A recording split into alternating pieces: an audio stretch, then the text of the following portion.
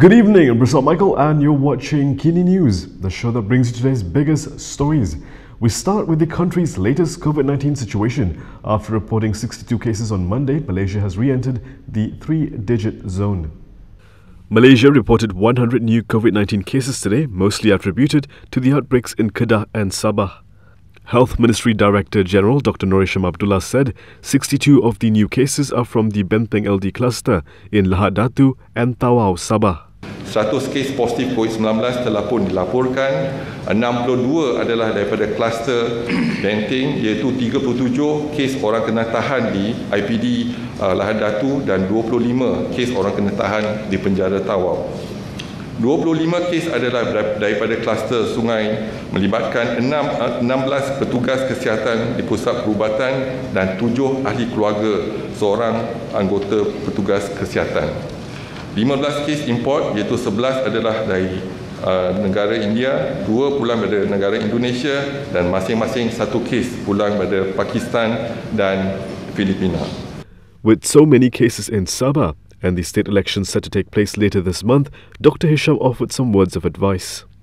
Kementerian Kesihatan ingin mengingatkan kepada mereka untuk patuh pada SOP, iaitu sama ada petugas kesihatan dan juga bukan kesihatan, dan juga kepada rakyat Malaysia, terutamanya mereka di Sabah, untuk patuh pada SOP, iaitu elakkan 3S ataupun 3C dan amalkan 3W. Kalau kita amalkan SOP, insya-Allah kita boleh jarakkan daripada dijangkiti. Tetapi kalau ada perhimpunan tiada penjarakan dan tidak memakai mask dan mencuci tangan, jadi risiko jangkitan akan meningkat. After accusing teenager Viviana Mosibin of lying, Deputy Minister Zahid has come under intense scrutiny. Now people are questioning his academic credentials. A Master's in Business Administration would be impressive on any resume, but not if it's from an alleged degree mill. Deputy Communications and Multimedia Minister Zahid Zainul Abidin's MBA is now raising many questions after it appeared on a Bernama report. The government-owned Newswire first reported that he had graduated from US-based Northern California Global University in a March 9th article on his biography after he was appointed Deputy Minister. Indonesian police previously arrested 12 people for selling fake degrees, including MBAs bearing the name Northern California Global University. 2 days after publishing the article, Bernama issued a correction to its original report. The mention of his MBA was removed and Zahid's academic qualification was changed to Diploma in Public Administration from Institute Technology Mara, the precursor of today's UiTM. However, due to the delayed correction, news websites and even the Communications and Multimedia Ministry's own website continue to carry the original report. Earlier today, Malay Mail highlighted Zahid's qualification and pointed out that Global University was a Christian-based institution that did not offer MBA programs. According to its website, the university is located in the state of Missouri and not in California. Zahid has come under intense public scrutiny after he accused teenager Viviana Mosibin for lying about needing to climb a tree to take an online examination.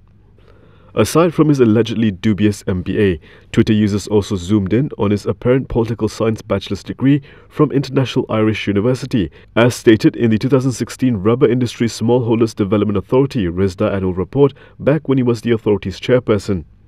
Malaysia Kini has contacted the Padang Besar MP for comment, but he had yet to respond at the time of reporting.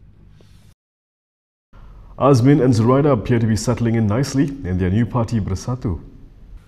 Once prominent leaders in PKR, Azmin Ali and Zuraida Kamarudin, have since defected. Both of them only joined Bersatu officially last month, together with former PKR MPs who defected in February to support Muhyiddin Yassin in forming the Perikatan Nasional Government. And now they've been given important roles in their new party. On Monday, they were both appointed as the party's Supreme Council members.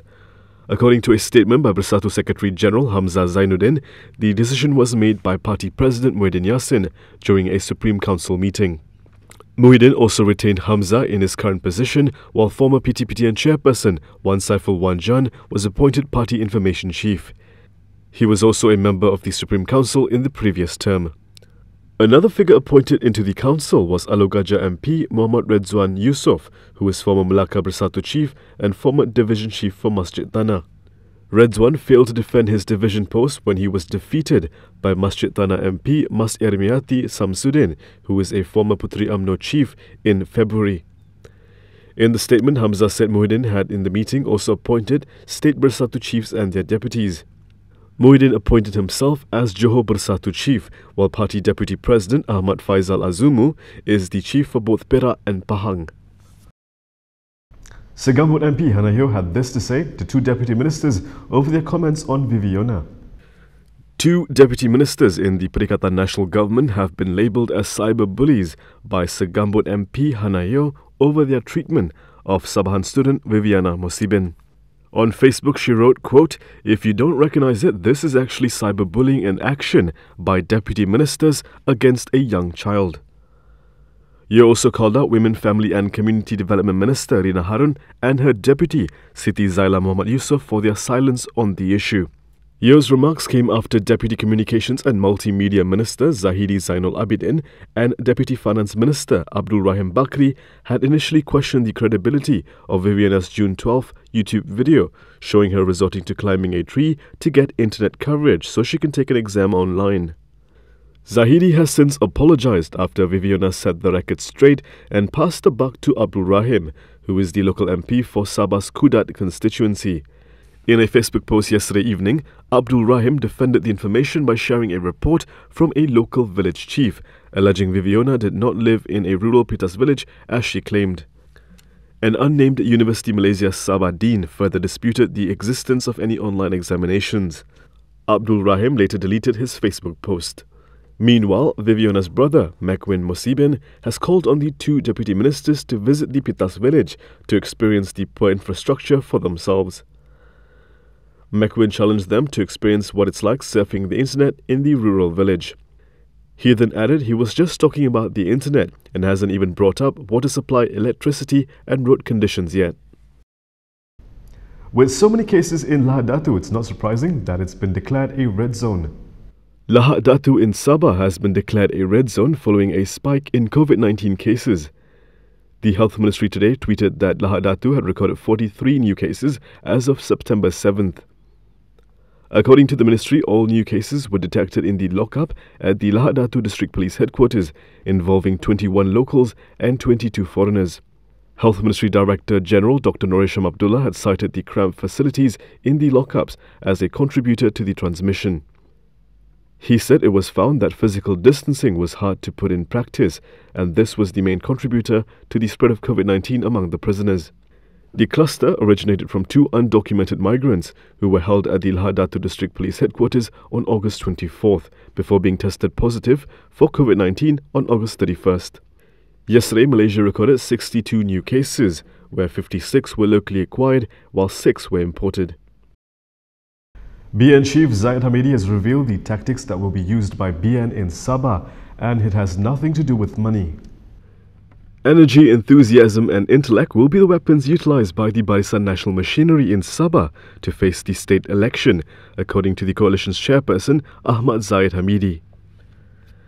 According to Zahid, money will not be a part of BN's arsenal. Kita datang dengan tenaga, kita datang dengan semangat, kita datang dengan pemikiran, tetapi kita tidak datang dengan wang ringgit. Kerana kita tahu walaupun UMNO dan Barisan Nasional hanya sebahagian daripada kerajaan di Peringkat Persekutuan, kita tahu bahawa wang ringgit kita dahulu tidak semuanya telah dilunaskan dan dilepaskan daripada mahkamah. Kita bekerja bukan kerana wang ringgit. Kita bertugas bukan kerana RM. Kita bertugas kerana kita mahu merebus kembali maruah akibat kekalahan kita di dalam pilihan raya umum yang lalu. Maruah tidak boleh dibeli dengan wang. Walaupun wang adalah segala-galanya, tetapi segala-galanya bukan kerana wang. Zahid said this at the launch of the BN election machinery for the Sabah state election in Kota Kinabalu this morning. The nomination day for the Sabah snap election will take place on September 12, while polling day is set to take place on September 26th.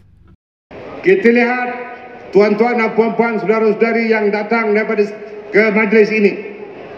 Bukan kerana elon, bukan kerana wang ringgit. Saudara-saudari yang datang di sini adalah datang dengan penuh semangat bagi mahu melihat semula bahawa Barisan Nasional menjadi kerajaan semula untuk negeri Sabah. Coming up next, as countries struggle with COVID-19, the WHO says the world must be ready for the next pandemic.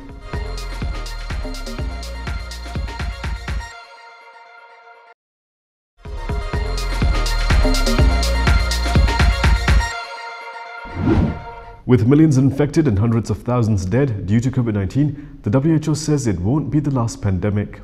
More than 27 million people worldwide have been reported to be infected by the novel coronavirus as of Monday, and 888,236 have died due to the pandemic, according to a Reuters tally. And now a new warning from the head of the World Health Organization as parts of the world still struggle to control this outbreak. This will not be the last pandemic. History teaches us that outbreaks and pandemics are a fact of life. But when the next pandemic comes, the world must be ready, more ready than it was this time. In recent years, many countries have made enormous advances in medicine, but too many have neglected their basic public health systems, which are the foundation for responding to infectious disease outbreaks. Many countries, however, still have their hands full with COVID-19. Spain has seen a resurgence in cases and on Monday became the first European country to top 500,000 coronavirus cases. Health experts at the WHO say there is no room for complacency. There's always the risk that disease can flare up again and sporadic cases can turn into clusters. Clusters can turn into community transmission, and community transmission can lead to overwhelmed health systems. We saw that happen in the earlier part of the year. We continue to see that happen in some countries. We need to avoid that happening again. US disease experts are keeping a close eye on what happens with the rate of infection in the next couple of weeks following Monday's Labor Day, when many traditionally hold end-of-summer festivities and as most students return to the classroom. 8 people have been jailed for the murder of Jamal Khashoggi. A Saudi Arabian court has jailed 8 people for between 7 to 20 years for the 2018 murder of Saudi journalist Jamal Khashoggi, state media reported on Monday. The ruling came 4 months after the Saudi journalist's family forgave his killers, which enabled 5 death sentences handed down in December to be set aside. None of the defendants have ever been named officially. Khashoggi, a critic of Saudi Crown Prince Mohammed bin Salman, was last seen at the Saudi consulate in Istanbul on October 2, 2018, where he had gone to obtain documents for his impending wedding. His body was reportedly dismembered and removed from the building. His remains were never found. The murder caused a global uproar and tarnished the reformist image of Prince Mohammed, son of King Salman and the kingdom's de facto ruler. Some Western governments, as well as the CIA, said they believe he had ordered the killing. Saudi officials denied he played a role, though the prince had indicated it, quote, happened under my watch. The court previously stated Khashoggi's killing was not premeditated, but carried out on the spur of the moment. And that is all from me today. For more stories, you can go to KiniTV.com. You can also follow us on Instagram, Twitter, YouTube and Facebook for the latest news updates. I'll be back with more tomorrow, same time, same place. I'm Bersatu Michael. Thank you for watching.